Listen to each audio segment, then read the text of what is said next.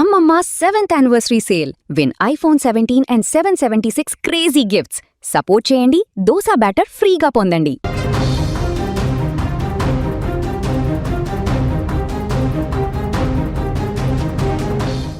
ఆరేళ్ల పాటు ప్రేమించి పెళ్లి చేసుకునే సమయానికి ప్రియుడు ముఖం చాటేయడంతో తీవ్ర మనస్తాపానికి గురైన యువతి బలవన్మరణానికి పాల్పడిన ఘటన చిత్తూరు జిల్లా తవనంపల్లి మండల కేంద్రంలో చోటు చేసుకుంది.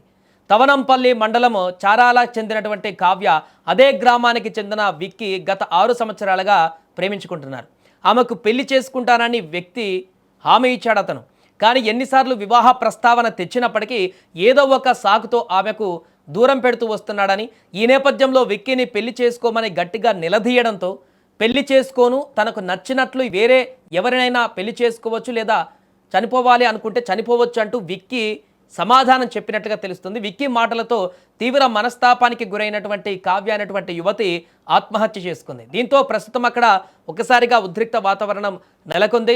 ప్రేమించినటువంటి వ్యక్తి పెళ్లి చేసుకుంటానని నమ్మించి ఇంతకాలం పాటు రిలేషన్షిప్ని మెయింటైన్ చేసినటువంటి అతను తీరా పెళ్లి చేసుకోమనేసరికి ఈ రకంగా ముఖం చాటేసి తనను మానసిక వేదనకు గురి చేయడంతో ఆమె బలవన్మరణం చేసుకున్నట్టుగా తెలుస్తుంది. దీనికి సంబంధించిన పూర్తి వివరాలు మా ప్రతినిధి ఫోన్ లైన్లో మరిన్ని వివరాలు అందిస్తారు. దీనికి సంబంధించి మాట్లాడేటువంటి ప్రయత్నం చేద్దాం. సురేష్, ఘటనకు సంబంధించిన పూర్తి వివరాలు ఏంటి, అసలు ఏం జరిగింది?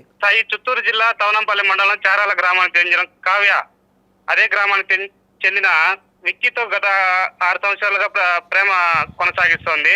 గత 4 నెలలుగా కావ్యతో సరిగా మాట్లాడడం లేదనేసి. అంటే వీరిద్దరికి ఎంతకాలంగా పరిచయం ఉంది సురేష్? 6 సంవత్సరాలుగా ప్రేమ వాళ్ళ మధ్య ఉంది. అంటే ఇప్పుడు అమ్మాయి బంధువులు ఏం చెప్తున్నారు, వాళ్ళేం ఆరోపిస్తున్నారు? తను చనిపోవడానికి గల కారణం అతనేనా లేకుంటే ఇంకేమైనా కారణాలు ఉన్నాయా? వాళ్ళేం చెప్తున్నారు? వాళ్ళ తల్లిదండ్రులు వచ్చేసి విక్కీనే దానికి కారణం అని చెప్తున్నారు సాయి. ఇప్పుడు విక్కీ వచ్చి గత 4 నెలలుగా కావ్యతో పూర్తిగా సరిగా మాట్లాడడం లేదనేసి, కావ్య పూర్తిగా విక్కీ పక్కన పెడుతున్నాడు అనేసి అనుకుని చివరిసారిగా వీళ్ళు ఎప్పుడు కలిసారంటే దానికి సంబంధించిన అప్డేట్ ఏమైనా ఉందా? చివరిగా చనిపోయే ముందు నేరుగా వచ్చి విక్కీ వచ్చి కావ్యతో మాట్లాడారు సాయి. అంటే అతనున్న గ్రామానికి వచ్చి మాట్లాడారా లేకుంటే బయట కలిసారా? ఇద్దరు ఒకే గ్రామం. అమ్మాయి ఇంటికి అడిగి వచ్చేసి అతను నేరుగా మాట్లాడినారు. కానీ వాళ్ళిద్దరి మధ్య గొడవ జరిగి, అంటే వీరిద్దరు లవ్ లో ఉన్నట్టుగా ప్రేమించుకుంటున్నట్టుగా 6 సంవత్సరాల నుంచి ఇరు కుటుంబాలకు తెలుసా లేకుంటే ఇప్పుడే తెలిసిందా? లేదు, ఇరు కుటుంబాలకి గత 3 సంవత్సరాలుగా తెలుసు. ఇరు కుటుంబాలకి తెలుసు. ఓకే. కానీ పెళ్లి చేసుకుంటాడని ఒక నమ్మకంతో ఇరు కుటుంబాలు కూడా ఉన్నారు. కానీ అతను ఈ మధ్యలో 4 నెలలుగా కావ్యతో సరిగా మాట్లాడడం లేదనేసి అమ్మాయి దానికోసం పెళ్లి ప్రస్తావన తేవడం, ఈ 4 నెలలుగా నువ్వు సరిగా మాట్లాడడం లేదు, పెళ్లి చేసుకోవాలి అని చెప్పి అమ్మాయి పట్టుబట్టడంతో అతను ఇష్టంగా నువ్వు చేసుకో అని చెప్పడంతో ఈ రోజు గొడవ పడేసి నేను ఆత్మహత్య చేసుకుంది. అంటే ఈ ఇద్దరు కుటుంబాలకు కూడా ఎలాంటి ఆబ్జెక్షన్ లేదా లేకుంటే వారి పెద్దలు కూడా అంగీకరించారా లేకుంటే ఈ విక్కీ వాళ్ళ తల్లిదండ్రులు వద్దని చెప్పారా? ఆమె అంటే తను వద్దని అమ్మాయిని వద్దని చెప్పడానికి గల ప్రధాన కారణాలు ఏమైనా తెలుస్తున్నాయి? అబ్బాయి తరపున తల్లిదండ్రులు వచ్చి కాస్త అమ్మాయిని వద్దని చెప్పినట్లు కూడా మనకి తెలుస్తా ఉంది ఇక్కడ. ఆ ఉద్దేశంతోనే విక్కీ కూడా పక్కన పెట్టినట్టు అమ్మాయి తరపు తల్లిదండ్రులు ఆరోపిస్తున్నారు.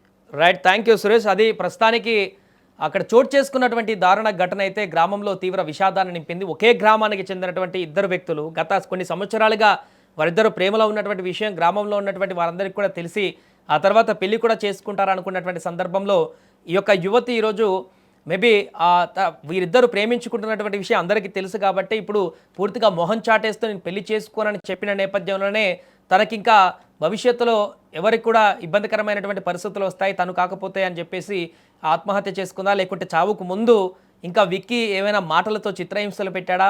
ఆల్రెడీ చెప్పినట్టుగా తెలుస్తుంది, నువ్వేం చేసుకున్నా పర్వాలేదు నేను పెళ్లి చేసుకోనని చెప్పేసి ఇలాంటి అసభ్యకరమైనటువంటి మాటలు తనని పూర్తిగా హేళన చేసేటువంటి విధంగా ఏమైనా మాట్లాడా, ఇవన్నీ మాత్రము తెలియాల్సి ఉంది. ఏదేమైనా ప్రస్తుతానికి ఆ యువతి చనిపోవడం అయితే బాధాకరంగా మారింది.